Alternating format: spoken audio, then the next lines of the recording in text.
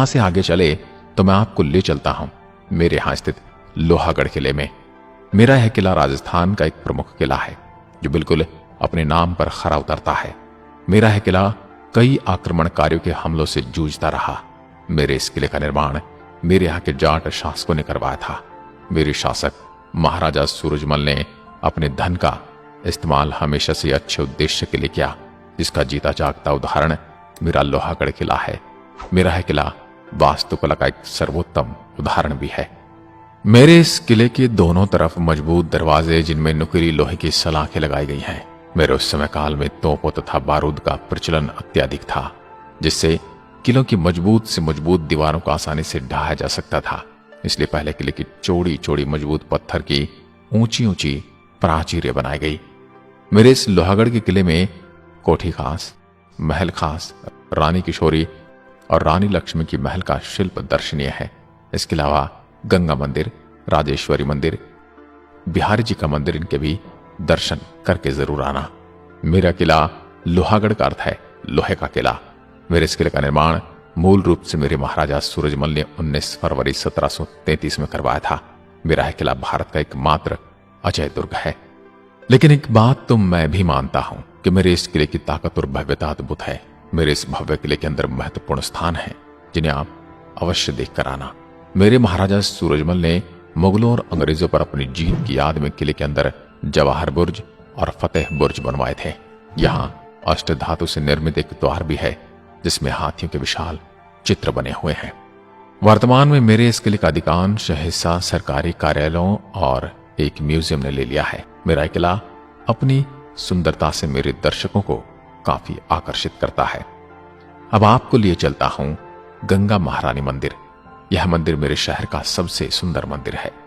वास्तुकला का अद्भुत नमूना राजपूत, मुगल और दक्षिण भारतीय शैली का सुंदर मिश्रण गंगा महारानी मंदिर का निर्माण मेरे पूर्व शासक महाराजा बलवंत सिंह ने करवाया था। मंदिर की दीवारें और खंभों पर की गई बारीक और सुंदर नक्काशी दर्शनीय है, जिसे आप अवश्य देखना। मेरे इस मंदिर को पूरा होने में 91 वर्ष का समय लगा था। यहाँ पूरे देश तथा विदेशों से हजारों श्रद्धालु दर्शन करने आते हैं। केवल श्रद्धा की दृष्टि से ही नहीं, बल्कि अपने अद्भुत वास्तुशिल्प के कारण भी यह मंदिर लोगों को आकर्षित करता है। देवी गंगा की मूर्ति के अलावा मेरे इस मंदिर में मगरमच्छ की एक विशाल मूर्ति है, जिन्हें देवी गंगा का वाहन भी माना जाता है। हर साल भक्त हरिद्वार से गंगा जल लाकर देवी के चरणों के पास रखे विशाल रजत पात्र में डालते हैं। माना जाता है कि जब देवी गंगा अपने दिव्य आशीर्वाद से जल में डालती है, तब यह जल भक्तों के बीच प्रसाद के रूप में बांटा जाता है। आप मेरे इस शहर में आ रहे हैं तो यहां पर जाना ना भूलें। अब चलते हैं मेरे प्रभु बांके बिहारी मंदिर।